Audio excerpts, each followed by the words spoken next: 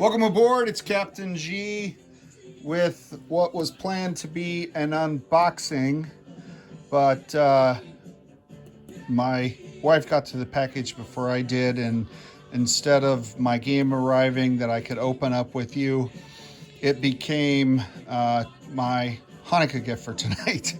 So I opened it there, brought it down here, set it up so you could see what I have, and I just received Conflict of Arms, Vietnam 1965. So I'm very excited about this game.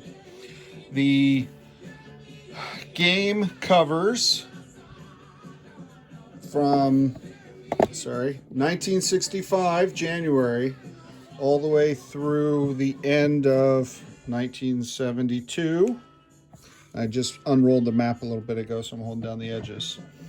And it is a conflict of arms between South Vietnam, North Vietnam, the United States and allies.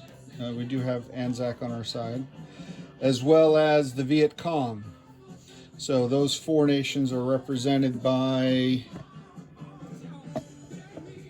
these roundels up here. Whoop. So U.S., South Vietnam, North Vietnam, and the Viet Cong. The playable factions include the communists as well as the royalists in Laos, so that civil war, and obviously the Ho Chi Minh Trail, as well as the Khmer Rouge and the pro-democracy forces in Cambodia and their civil war. So I'm not going to cover all the rules. I'm still learning them myself. I did just want to show off the map. It's absolutely beautiful. The game is very well thought out. I know the game designer has been working on this for some time, a couple of years. I've been following him on Facebook, and he's been doing some game testing, and he has a series on Facebook as well as YouTube where you could watch some of the videos where he goes through the materials that come with the game. I will note that I got he was having a Black Friday sale this year, so I got off the fence and went into the purchase mode, and I bought the bare bones version, which is the essentials of the map, the rule book, the national reference guide for the four factions, comes with an income tracker, conscription points, battle boards, and these roundels for control markers. Okay, so that's the bare minimum that I got. He has his own designed pieces, plastic pieces that represent all the units in the game. Yellow for South Vietnam, red for North Vietnam, I think pink for the VC, and I want to say either dark blue or black, it was hard to tell, for the US. Great looking pieces, but I wanted to leverage these. These are some of my HBG sculpts that I use now in the Global War 85 games. This is some of the older equipment in 85 that would have been used during Vietnam. And then plus you saw my unboxing the other day, stage one of my two-stage resupply. I got to paint a bunch of stuff. But again, very excited about this. More to come. It's going to be a little while before I'm going to be ready to play. I have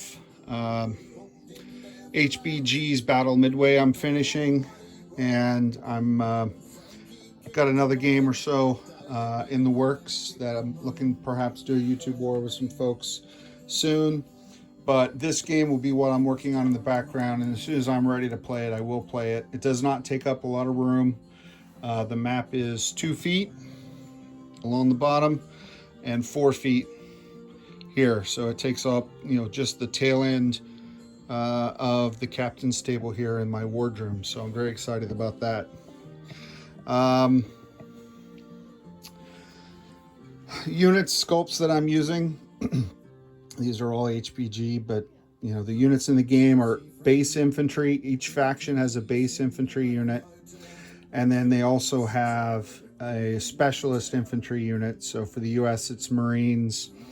For South Vietnam, it's Rangers. And then for North Vietnam and for the VC are sappers. There's strategic bombing with the B-52s. There are both the Huey attack helicopter as well as the Chinook transport helicopter. There's artillery pieces.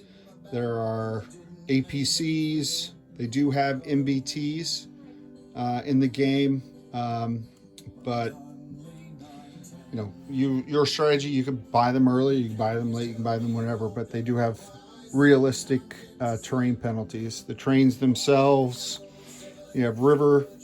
He referenced these as tiles, so I'll use that vernacular. So tiles, different provinces throughout here. Some are just open tile, you know, just flatlands, if you will. Cities, very familiar, right? And then he's got jungle, and then he's got jungle mountain and river, railroads. Well thought out rules, a lot of fun nuances specific to the Vietnam conflict, China and the Soviet Union and influence, American morale. You know, we weren't trying to conquer territory, so we don't take territory. If we capture a zone in Vietnam, we give it to the South Vietnamese. But there's a lot of details, a lot of aspects to the game that I like the sound of, like what I watched, and like what I have read so far. And I'm looking forward to the day I'll actually get to play this and share this with you. But I'm very excited. And not long after I purchased this, while this was en route, I saw that Combat Miniatures has announced that they will soon be selling this. So that's great. But you can go to Jake's. Jake's, I thought I had it here somewhere.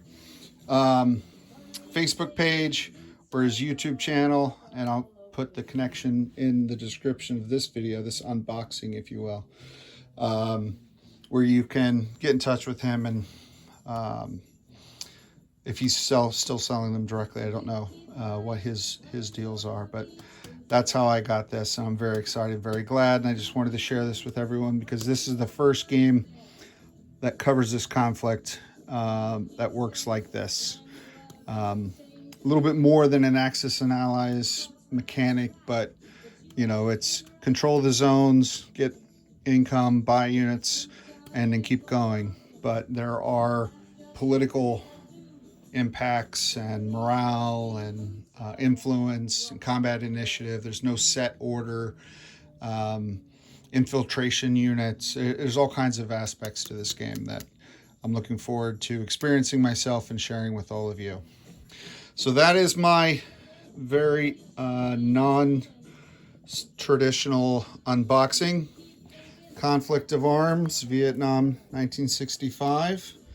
And with that, I'll go ahead and end this video at this time, post it, and look forward to sharing this with all of you. This is Captain G, over and out.